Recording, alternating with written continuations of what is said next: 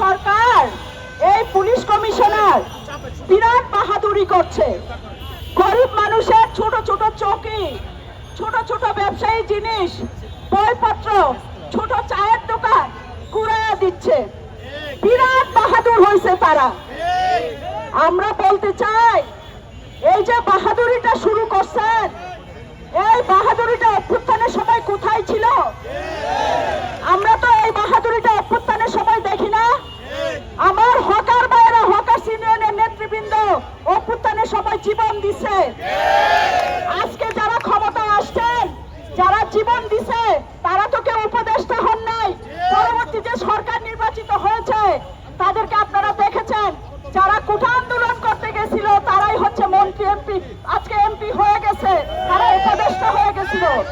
আর আমার যে হকার ভাই জীবন দিছে, সে উপদেষ্টাও হয় নাই, মন্ত্রীও হয় নাই।